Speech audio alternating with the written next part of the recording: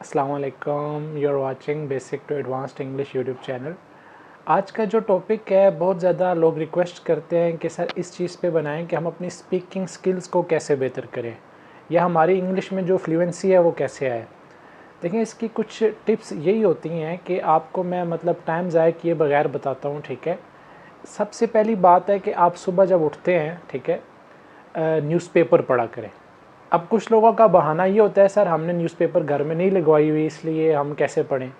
तो याद रखें, आजकल इंटरनेट है तो मोबाइल पे आप न्यूज़पेपर ऑनलाइन खोल सकते हैं। डॉन का न्यूज़पेपर या आर्टिकल्स पढ़ें, ठीक है, क्योंकि वो इंग्लिश के होते हैं। उसमें आपका जो है जब आप रीडिंग करेंगे, अच्छा कुछ लोगों का ये भी बहाना होता है कि सर हम इंग्लिश आती ही नहीं है तो हम कैसे पढ़ें। जब पढ़ोगे नहीं तो आएगी कैसे आपको, ठीक है।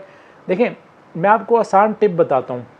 जब आप न्यूज़पेपर रीड कर रहे होंगे, उसमें जो मुश्किल अल्फाज हैं वो साइड पे आप अपनी कॉपी पे लिख लें, फिर बाद में गूगल से उनका मीनिंग देख लें या किसी से पूछ लें, टीचर से पूछ लें, किसी से पूछ लें।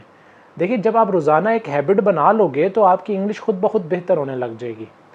अच्छा, न्यूज़पेपर पढ़ने का फ़ायदा क्या होगा? फ़ायदा ये होगा कि एक तो आपकी फ्लुएंसी अच्छी होगी, ठीक है, और जो वर्ड आपको नहीं पढ़ना आ रहा होगा, साथ आप गूगल खोल के रखें, उसकी प्रोनाउंसिएशन भी आप वहाँ से देख सकते हैं, ठीक है।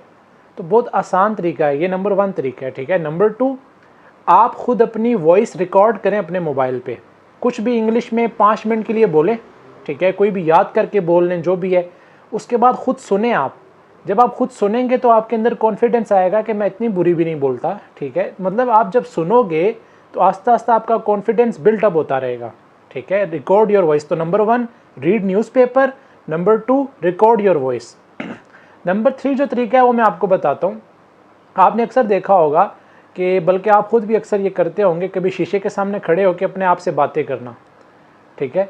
तो अब ये जो तरीका है आप आजमा सकते हैं अपने साथ। फॉर एग्जांपल, आप इमेजिन ये करेंगे जो शीशे में बंदा खड़ा हुआ है वो आपका इंटरव्यू ले रहा है, ठीक है।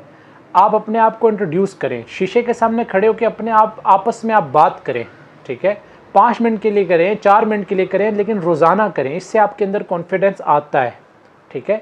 और इसी तरह आपका जो है कॉन्फिडेंस बिल्टअप होगा जब आप इन 3 चीज़ों को याद करेंगे या 3 चीज़ों को आप प्रैक्टिस करेंगे। नंबर 1, रीड न्यूज़पेपर, ठीक है, रिकॉर्ड योर वॉइस, फिर उसको सुने आप खुद। उसके बाद नंबर 3 जो मैंने आपको बताया, मिरर के सामने खड़े होकर आपस में बात करें, आप खुद से बात करें, ठीक है। अच्छा, अब इम्पोर्टेंट बात ये आती है, चलें ये चीज़ें तो हमने कर ली, ठीक है, तो हम अपनी लाइफ में इंग्लिश को कैसे करें। देख, आप अक्सर अपने फ्रेंड से बात करते हैं, ठीक है। मुझे पता है फ्रेंड से बात करते हुए इंग्लिश में शर्म आती है कि भाई हम उनसे उर्दू में बात करते हैं तो एकदम हम इंग्लिश में कैसे बोलने लग जाएं। छोटे छोटे वर्ड्स बोलें, व्हाट्सअप, ठीक है, व्हाट आर यू डूइंग, ठीक है, what is your plan for tomorrow. ऐसे छोटे छोटे लफ्ज़ बोलें, बोलने से आदत बढ़ेगी आपकी। अच्छा, अब स्पीकिंग की जो स्किल्स होती हैं, देखें, आप एक चीज़ मैं ये पहले भी बता चुका हूँ लेकिन आज थोड़ा एक्सप्लेन करके बताता हूँ। जब आप किसी से इंग्लिश में बात कर रहे हो या कोई आपसे क्वेश्चन कर रहा है या आप किसी से क्वेश्चन कर रहे हो तो कोई इंग्लिश बोलना मुश्किल बात नहीं है। देखिए, जिस टेंस में, पहले भी मैं बता चुका हूँ, जिस टेंस में क्वेश्चन आ रहा है उसी टेंस में आंसर दे दो, ठीक है। व्हाट हैव यू डन, तुमने क्या कर दिया है।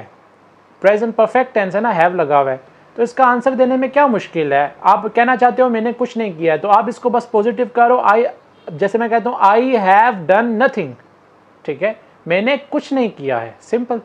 तो सिंपल सी बात यह है कि जब आपसे किसी भी, ठीक है, किसी भी टेंस में सवाल हो रहा है, उस टेंस का आप पॉजिटिव करके उसका आंसर दे दो। फॉर एग्जाम्पल, चले कैन की तरफ आ जाते हैं। कैन एक मॉडल वर्ब है, ठीक है। What can you do for me, ठीक है, आप मेरे लिए क्या कर सकते हो।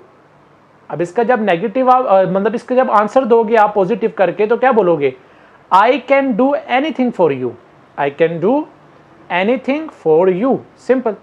तो हमने देखे कैन में सवाल था, कैन में जवाब दे दिया, ठीक है।